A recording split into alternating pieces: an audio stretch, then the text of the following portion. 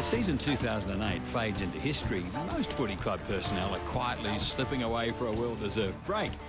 Not so the recruiters. For them, it's 8 weeks to grand final day, the 2008 AFL draft selection meeting. For Adelaide's recruiting staff, the process began a long time ago.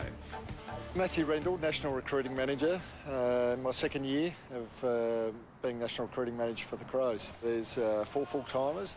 I've also got about 14 part-timers in various states. Well, our job is to basically pick the best possible players we can for the Adelaide Football Club to give them sustained success. So in the end, how do they reach a decision on who to pick? Oh, look, you go to as many games as you possibly can, starting from probably February early. Second year's been a bit easier from that respect, but certainly some players bob up that you haven't heard of before. But yeah, from probably mid-February when they start playing practice matches, even earlier if you can go and watch some training sessions as well. You watch them enough. I watched about 120 games last year. Hamish Ogilvie did about 160, coupled with Peter McLean and the part-timers. You're talking well over 1,000 games. You get enough information through those people, listen to them and try and work out some sort of list, coupled with a lot of other information from draft camps. You probably get serious about it, about where your list is, probably from the state championships onwards. Once you see them, the best playing against the best, it's a bit easier to work out. From a recruiting point of view, you should really be picking the next best player on the list if you're rating them in order. Probably at the back of your list, you're probably thinking about being a bit more selective about what you might need on your list. This week, the AIS in Canberra hosts the 2008 Draft Camp, a major source of player information.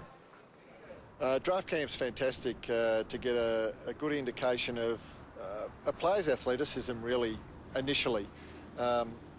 Some players look really athletic or quick or can cover a lot of ground when you're watching them play, but and some test better than what you think. Psychological testing, eye testing, psychomotor, interviews with their people at the draft camp as well as doing interviews with us.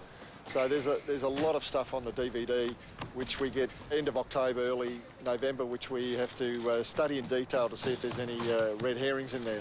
So we work out our order and then we'll sit down about 2 or 3 weeks later with Neil Craig, Alan Stewart, and we will tell them why we've put them in this particular order. And so to the big day, draft day.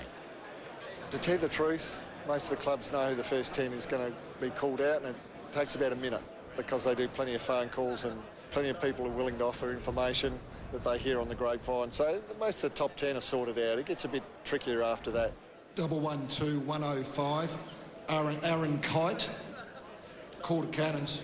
As you get to the back end of the draft, there's usually some consternation on what sort of players you're taking. That's usually when coaches get involved, which can muddy the waters. We asked Matt about tactics before and during the draft. You might send out some furfies on who you might be interested in, and I mean all that sort of stuff goes on.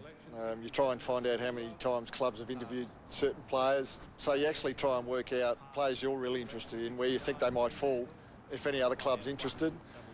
That actually becomes very important when it comes to trade week and swapping draft picks and the like, actually. You know, they go back as far as that, knowing that someone's interested in a player, or if you're interested in a player, you think, I might just need to get a bit higher in the draft to be able to get him. And how does this draft look? Oh, extremely confident. We'll get a very, very good player. It's a pretty good draft this year. Finally, the results of a year's labour. How do we measure success in recruiting? If I pick a player and he's still at the club on the list after the average, which is about 3.9 years, I'll be counting that as a bit of a win.